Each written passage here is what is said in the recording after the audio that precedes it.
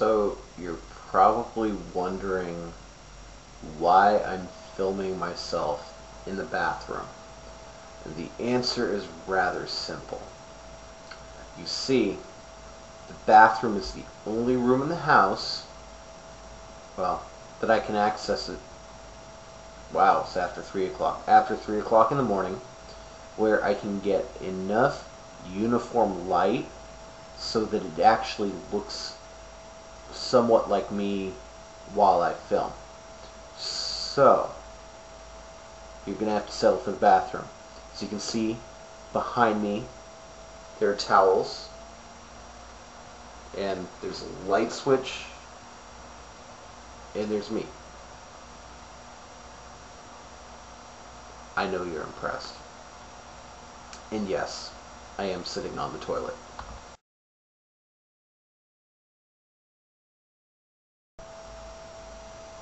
I've often been asked this question by a lot of people, which is, how much wood would a woodchuck chuck if a woodchuck could chuck wood? Now, there are many possible good answers to this question, but using the social scientific theory that I've been brought up with and been taught in the public university system, we would conclude that the woodchuck, first of all, probably knew some form of statistics. If he came out of the community college system, it was probably elementary statistics, and he probably got no better than a C in the class. The next thing that you need to figure out is how much wood is there in the world, and what is the probability that the woodchuck would chuck it. Next question you have to ask yourself is, can the woodchuck chuck wood?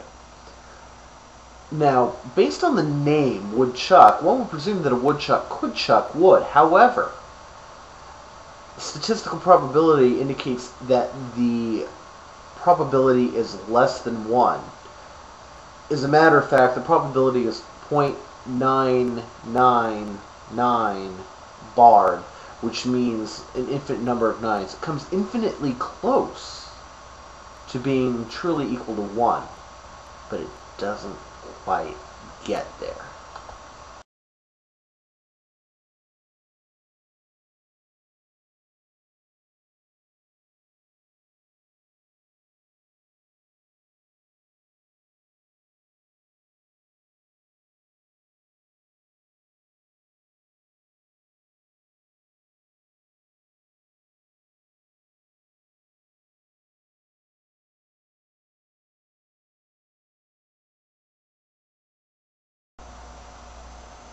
You know, it's really difficult to answer this particular series of questions without offending a few people very deeply, because Star Wars is such a pop culture thing for some reason. Um, but I'll try to answer these questions as best I can and to the best of my recollection. Um, so the first question is Star Wars the best trilogy, really, or are there other trilogies that are better?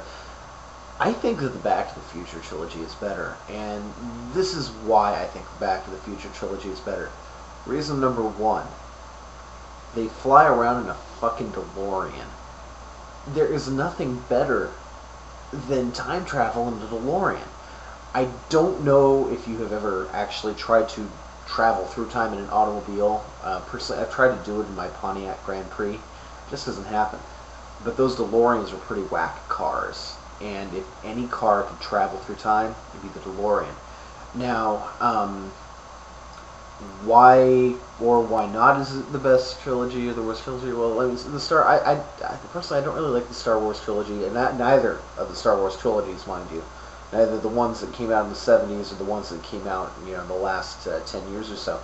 And the reason why I don't like them is because, frankly, it's completely unrealistic. The only real positive note to any of them is like the special effects. And I'm sure they were really cool in the 70s, but now, I mean, everybody's doing that. Now, if George Lucas were my neighbor, would I punch him in the face?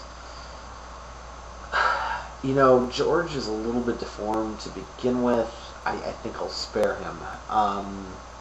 Next question would be, would he survive my vicious attack? Well, if I did in fact attack George Lucas, the answer, of course, would be no. You know, George Lucas, my vicious attack. I mean, I'm a completely insane anteater because I go to UC Irvine and we're the anteaters, and nobody can survive the attack of a completely insane anteater. Just nobody can, and I can't even remember what the final question is. What's the final question?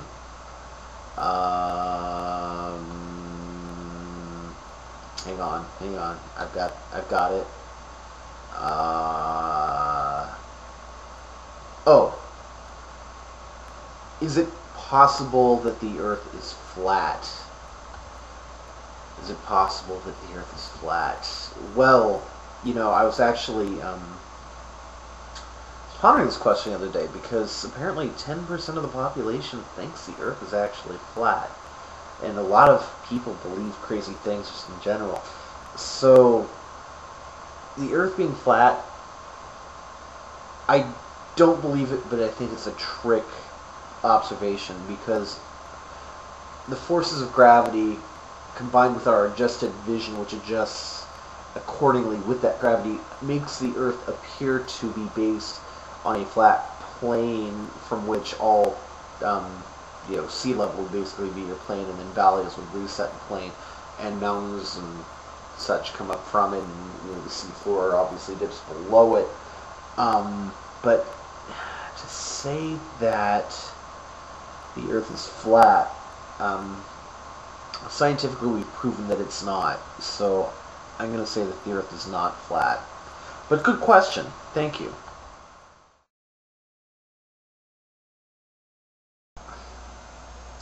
Many times I've been asked the question, why is a Jessica a wonderful thing? Now, first thing you have to remember is that Jessica is a very common name. But I will say that I've met several Jessicas in my life, probably about 1 billion, or maybe more like 15 to 20.